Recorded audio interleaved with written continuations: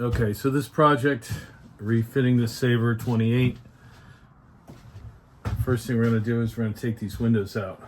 And it's going to be a lot of fun.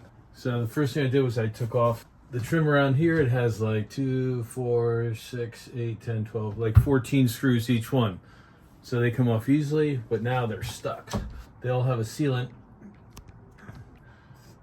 50, 45, whatever years ago, and they haven't been out since. So I'm going to take them out today. So the object is take these out. Then I'm going to, if you look outside, there's snow out there, which is always fun working in the snow, but actually it's nice. It's peaceful here at the marina. I'm going to use a white gaffing tape on the outside to seal the windows so I can take them home with me and rebuild them.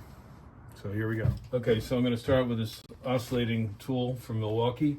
The object is cut through the sealant all the way around the window. It's still connected on the front, on the fascia outside, but with pressure I should be able to push it out, get it loose, and then swing it right out. So let's give it a shot.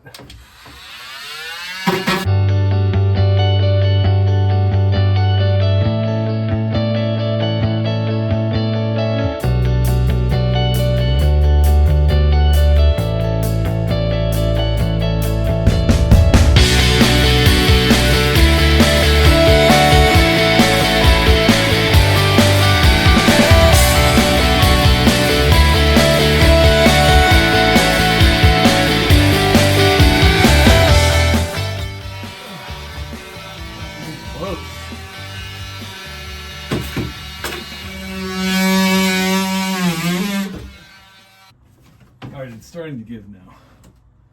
I just want to be careful. I don't want to bend this.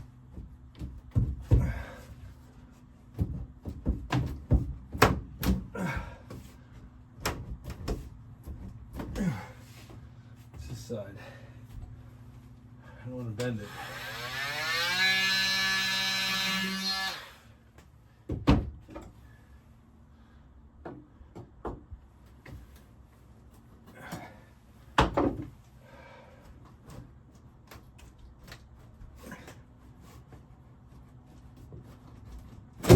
There we go.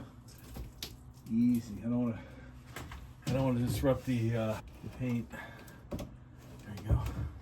There we go. Oof, that was fun. You can see the wood that makes up the cabin. It looks nice and dry, which is good to see. Looks a little wet up there. See right there? Looks a little wet. And this corner too looks a little wet. Focus. This is all dry, so most of the water that's coming in probably coming in through the actual panel itself, and hopefully we can take care of that problem.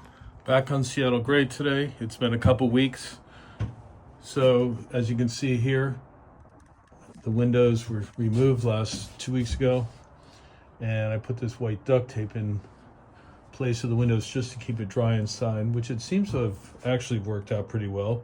It was snowing and everything was wet. I had to try to keep drying it, and I was using a heat gun to melt the glue a little bit to make it stickier. So I got those, and it looks like they're doing pretty good. So anyway, we're back here today. Oh, and the windows, I have them back in my garage, and I am I pulled out all the old plexiglass and cleaned them up, got all the glue and everything else. It was the sealant, cleaned them all, polished them all, got them ready to spray paint them. So I'm going to do a white powder coat on those, I believe. I'm going to check to see what there is with some Rust-Oleum, and refit them with the new plexiglass and get them back in. So anyway, today I need to start thinking about taking out this bulkhead here. So I'm going to take the table down, get the light off, pull off some more of the trim. I started to take some of the trim off. You can see it there. Let's see what we got here. The toilet's got to come out. This wall's coming out. Got to figure this all out, how this is going to work. But it's all glued in up here. So I'm going to use I'm not going to do this today, but the utility saw and cut through that. And there's some back here. It's pretty much all glued into the hull.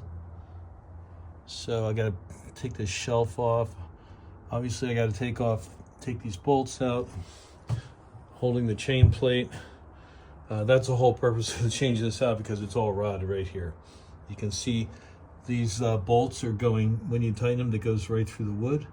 And back here it looks even worse because the chain plate was leaking. I hope that's the only thing it is. But when I get this out, I'll be able to see better. So yeah, I got to get this out. I'm also pulling out everything.